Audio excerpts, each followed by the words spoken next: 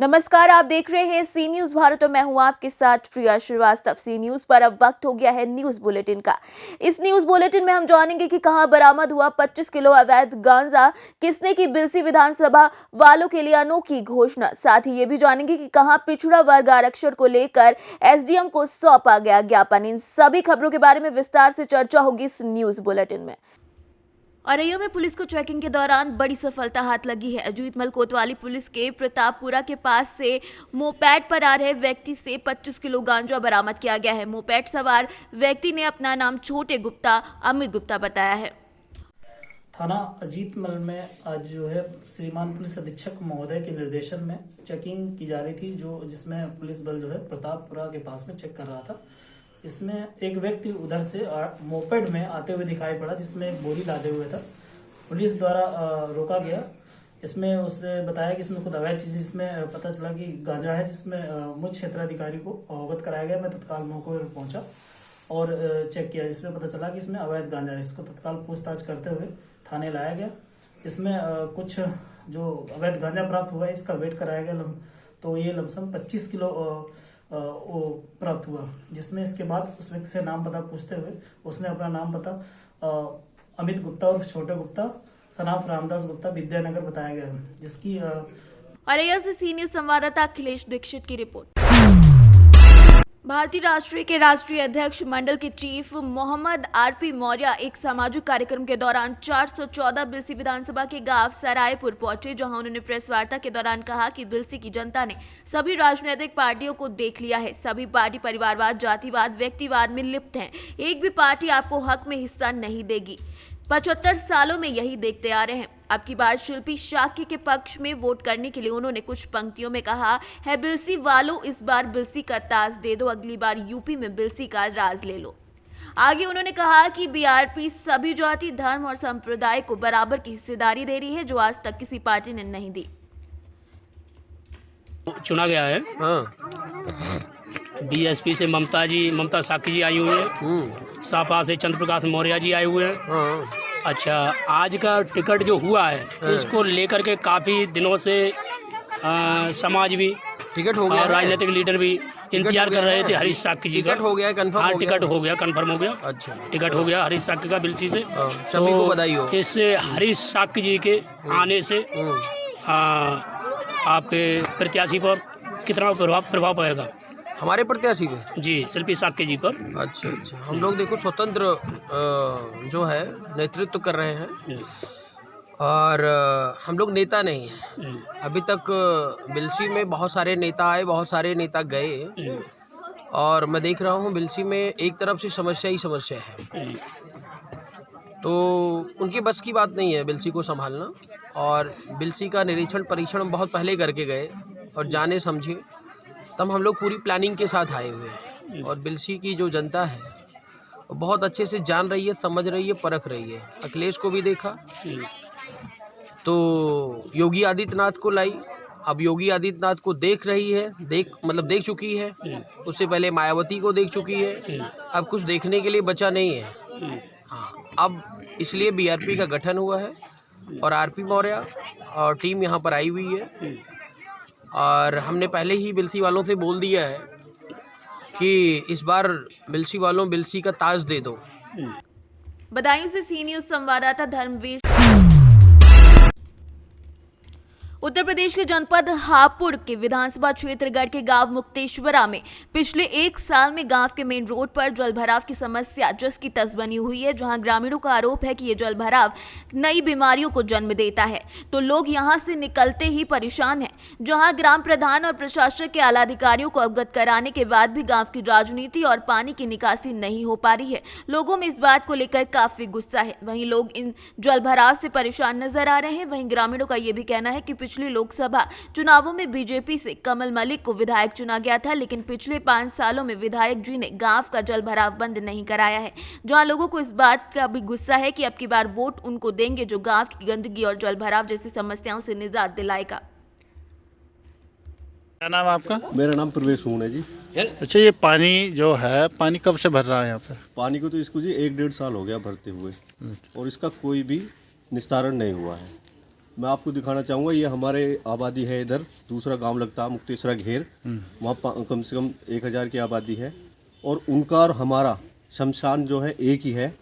और जब वहाँ कोई ऐसी कोई घटना घट जाती है तो इसी पानी के होते हुए, और ये रास्ता मैं दिखाना चाहूँगा आपको, ये रास्ता है आगे जाके बंद है, इसी पानी में होते हुए वे शमशान घाट जाते हैं, जिसका बहुत ही हमें दुख भी है। लेकिन इसका कोई भी निस्तारण नहीं कर पाए हैं, ना तो ग्राम प्रधान कुछ कर पाए हैं, ना ही कोई अधिकारी आते हैं और देख के चले जाते हैं।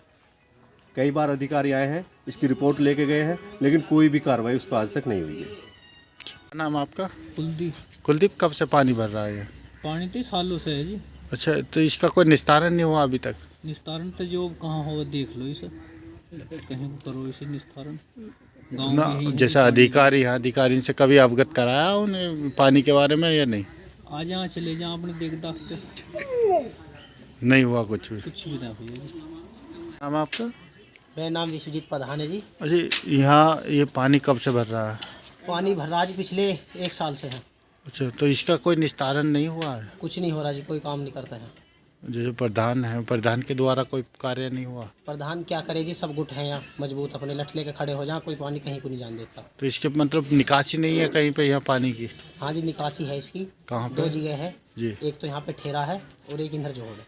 तो पानी क्यों नहीं जान दे रहे, क्या है पूरा? राजनीतिक मुद्दे हैं सब। नाम आपका? विनोद को। अच्छा, ये पानी जो भर रहा कब से देख रहे हैं आप? 10-12 महीने हो गए। तो इसका कोई निस्तारण नहीं हुआ अभी तक? निस्तारण कुछ भी ना हो रहा है, ऐसे कैसे भर रहा, जोड़ में उजाड़ना दे रहे लोग यहाँ से। तो इसे क्या मानते हैं, राजनीतिक स्टंट मानते हैं या क्या है?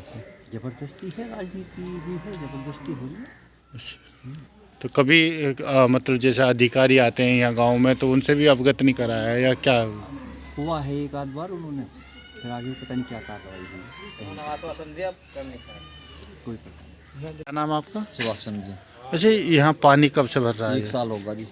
तो क्या लगता है पानी की निकासी नहीं है या फिर क्या मानते हैं आप? निकासी है, 2 तरफ को है जी, एक तरफ उधर जोड़ है, इधर जोड़ है जी। जो गांव की राजनीति प्रधान भी नहीं कर पाते, गांव की राजनीति आ जाए उसमें, वो सब दिक्कत आ जाता सबसे ज़्यादा। तो यहाँ पानी भरा रहता पानी है? भरा रहा है, सभी परेशान हैं जी। क्या नाम आपका? सुखवीर सिंह। अच्छा, ये पानी जो भरा हुआ है कब से देख रहे हैं आप? ये पानी तो पिछले कई वर्षों से भरा हुआ है, यहीं आके भर जावे, हर बार यहीं आके भरता है। तो क्या मानते हैं आप, इसे पानी क्यों नहीं निकल पा रहा है यहाँ से? इसकी क्योंकि निकासी के लिए नाली है भी, लेकिन बनन नहीं दे रहे लोग बाग। इसके 2 रास्ते हैं, एक तो इधर तालाब है और एक इधर हमारे।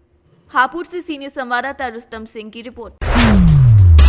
उत्तर प्रदेश के जनपद हापुड़ के गांव टियाला में एक कांग्रेस जनों ने चाय पर चर्चा की, जिसमें कई बार के हापुड़ विधायक रहे गजराज सिंह ने हाल ही में कांग्रेस पार्टी छोड़कर गठबंधन की पार्टी में जुड़कर अपना वर्चस्व दिखाने की कोशिश की है। तो वहीं कांग्रेस पार्टी के कार्यकर्ताओं में उसका विरोध जताते हुए एक चाय पर चर्चा करते हुए वहीं राहत चौधरी जिला सचिव और सिंभावली ब्लॉक प्रभारी ने बताया कि जहां 9 बार कांग्रेस पार्टी की तरफ से टिकट मिलने के बाद भी गजराज सिंह का कहना है कि पार्टी ने उन्हें कुछ नहीं दिया। जिस पार्टी ने एक व्यक्ति को परमानेंट 9 बार प्रत्याशी बनाया हो, वो अगर ये कहे कि मुझे पार्टी ने कुछ नहीं दिया तो वो आश्चर्यजनक ही लगेगा। वहीं आज गठबंधन की सरकार में पहुंचकर कांग्रेस पार्टी को ये बताया कि मुझे पार्टी ने कुछ नहीं की दिया, इसका हम कांग्रेस जन गहरा विरोध करते हैं। क्या नाम है आपका? मेरा नाम राहत चौधरी है। तो किस पद पर हैं आप? मैं कांग्रेस पार्टी में जिला सचिव हूँ और सिंभावली ब्लॉक से प्रभारी हूँ। तो बताना चाहेंगे कि जैसे कि कांग्रेस में रहे कद्दावर नेता गजराज सिंह विधानसभा हापुड़ से 2 बार प्रत्याशी रहे और जीते भी 2 बार, और उन्होंने आज जो है पाला बदल दिया है, तो इस बारे में क्या कहना चाहेंगे आप? देखिए, मैं उनका एक बयान पढ़ रहा था अखबार में, उन्होंने लिखा था, उसमें कहा था कि कांग्रेस पार्टी ने आज तक मुझे क्या दिया। कांग्रेस पार्टी ने उनको 9 बार प्रत्याशी बनाया, जिसमें 4 बार वो विधायक रहे। लगातार एक ही व्यक्ति को 9 बार टिकट देना और उसके बाद भी उस व्यक्ति का ये कहकर चले जाना कि पार्टी ने मुझे क्या दिया है, ये आश्चर्यजनक है। जैसे कि देखा जा रहा है कि उन्होंने कहा और आपने भी बताया, दूसरा उन्होंने कांग्रेस में रह करके क्या तो हापुड़ के लिए किया, क्या क्षेत्रवासियों के लिए किया। देखिए, ये तो जब आप लोग भी जानते हैं और पूरे क्षेत्र के लोग भी जानते हैं, कांग्रेस पार्टी में रहे, 9 बार टिकट दिया, 4 बार विधायक रहे, लेकिन कोई उनसे जाकर ये पूछे आपने संगठन। हापुड़ से सीनियर संवाददाता रुस्तम की रिपोर्ट। ओबीसी महासभा के द्वारा लगातार आरक्षण को लेकर मांग की जा रही है और इसी तरीके से आज विभिन्न मांगों को लेकर बलदेवगढ़ अनुभागीय अधिकारी संजय कुमार जैन को राष्ट्रपति के नाम ज्ञापन सौंपा गया, जिसमें बताया गया कि ओबीसी वर्ग की जातिगत जनगणना कराकर इसके 51% आरक्षण लागू कराने और 51% ओबीसी आरक्षण को संविधान की 9वीं अनुसूचित में सम्मिलित किया जाए। वहीं ओबीसी महासभा का कहना है कि तत्कालीन गृह मंत्री राजनाथ सिंह ने 31 अगस्त 2018 को घोषणा की थी कि आर्थिक जातिगत जनगणना की जाएगी और आगामी जनगणना 2021 में ओबीसी समुदाय की जातिवादी जनगणना कराकर आधिकारिक आंकड़े जारी किए जाएंगे। वहीं मध्य प्रदेश में अनुसूचित जाति की आबादी 16%, अनुसूचित जनजाति 21% और ओबीसी की आबादी 51% होकर कुल जनसंख्या 78% से ज्यादा बनती है और अनारक्षित वर्ग की आबादी 12% है। समस्त लोगों को लेकर गुरुवार को ओबीसी महासभा के कार्यकर्ताओं ने राष्ट्रपति के नाम ज्ञापन सौंपा है।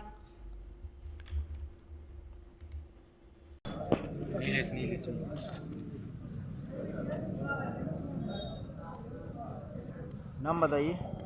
ओबीसी नीलेश यादव। किस संबंध में आपने ज्ञापन दिया है? जो ओबीसी को जो आरक्षण अभी चुनावी पंचायत में चुनाव में अभी जो आरक्षण खत्म किया गया उसको लेकर के और हमारे मध्य प्रदेश में ओबीसी की 52% संख्या होने के बावजूद भी हमको 14% जो आरक्षण दिया जा रहा है उसको लेकर के हम चाहते हैं कि हमारी जब इनकम 52% इस मध्य प्रदेश में संख्या है तो हमको अपनी संख्या के अनुपात में हिस्सेदारी मिलनी चाहिए। इसको लेकर के आज हम संपूर्ण मध्य प्रदेश में हर तहसील जिले में ज्ञापन दे रहे हैं और चूँकि विगत वर्षों से भी हम हर महीने की 13 तारीख को ज्ञापन दे। टीकमगढ़ से सीनियर संवाददाता राम सिंह यादव की रिपोर्ट। गैंगस्टर एक्ट के मामले में वांछित चल रहे कैराना विधानसभा से सपा विधायक नाहिद हसन को आज शामली जाते हुए पुलिस ने गिरफ्तार कर कोर्ट में पेश किया है। सपा विधायक को कैराना कोर्ट में पेश करते वक्त भारी पुलिस फोर्स तैनात रही, जिसके बाद सपा विधायक नाहिद हसन को जेल भेज दिया गया। करीब 11 माह पहले पुलिस के द्वारा 40 समर्थकों सहित सपा विधायक नाहिद हसन, उनकी माता और पूर्व सांसद तबस्सुम हसन पर गैंगस्टर लगाई गई थी, जिसके बाद सपा विधायक नाहिद हसन वांछित चल रहे थे। दरअसल आपको बता दें कि जनपद शामली में कैराना विधानसभा से सपा विधायक नाहिद हसन को आज पुलिस द्वारा गिरफ्तार कर लिया गया, जिसके बाद उन्हें कोर्ट में पेश किया गया। करीब 11 महीने पहले पुलिस प्रशासन द्वारा सपा विधायक नाहिद हसन और उनके 40 समर्थकों पर गैंगस्टर लगाई गई थी, जिसके बाद सपा विधायक नाहिद हसन वांछित चल रहे थे। वहीं समाजवादी पार्टी ने विधायक नाहिद हसन को विधानसभा क्षेत्र कैराना से अपना प्रत्याशी बनाया है, जिसके बाद उन्होंने एक दिन पहले नामांकन पत्र दाखिल किया था, जिसके लिए आज शामली जा रहे सपा विधायक नाहिद हसन को पुलिस के द्वारा गिरफ्तार कर लिया गया है। शामली से सीनियर संवाददाता कुंवर चौधरी की रिपोर्ट। हापुड़ गंगा नगरी कहे जाने वाले गढ़मुक्तेश्वर में दशमश पिता श्री गोविंद सिंह जी के पावन प्रकाश पर्व पर ढोल नगाड़ों के साथ निकाला गया जन कीर्तन। गुरुद्वारे में दूर दराज से कई संगत लोगों ने बढ़ चढ़ कर हिस्सा लिया। गुरुद्वारे के द्वारा संगत के लिए लंगर का भी प्रबंध किया गया और बाद में संगत ने अपनी श्रद्धा अनुसार झाड़ू की सेवा कर रख रखाव भी सुनिश्चित किया। गुरु ग्रंथ साहिब को कीर्तन करते हुए नगर में घुमाया गया और सिखों ने बाजे और डीजे बजाकर प्रदर्शन किया। आज जो ये प्रोग्राम हो रहा है, क्या है पूरा मामला? महाराज जी ने प्रकाश पुरब के उपलक्ष्य ਦੇ ਵਿੱਚ गढ़मुक्तेश्वर ਜ਼ਿਲ੍ਹਾ ਹਾਪੁੜ नगर कीर्तन ਕੱਢਿਆ ਜਾ ਰਿਹਾ ਜੀ। ਇਹਦੇ ਵਿੱਚ ਸੰਗਤਾਂ ਬੜੀਆਂ ਘੁੰਮਾ ਕੇ ਇਸ ਪ੍ਰੋਗਰਾਮ ਦੇ ਵਿੱਚ ਭਾਗ ਲੈ ਰਹੀਆਂ ਜੀ। तो पूरे कस्बे में घुमाया जाएगा? पूरे नगर ਦੇ ਵਿੱਚ ਇਹ घुमाया जाएगा जो उन्होंने फाइनल किया होगा। हापुड़ से सीनियर संवाददाता मुनेंद्र संधू की रिपोर्ट।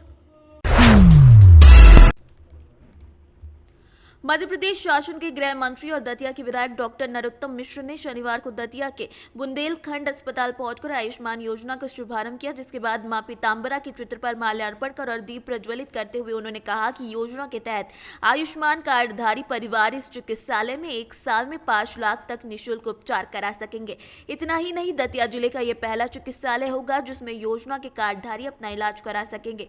योजना के तहत कार्डधारियों को अब दतिया में ही उपचार की सुविधा प्राप्त होगी। होगी। उन्हें अन्य स्थानों पर जाने की कोई जरूरत नहीं पड़ेगी। इस मौके पर सर्वश्री योगेश सक्सेना, डॉक्टर रामजी खरे समेत कई डॉक्टर उपस्थित रहे। दतिया से सीनियर संवाददाता नितिन दांतरे की रिपोर्ट।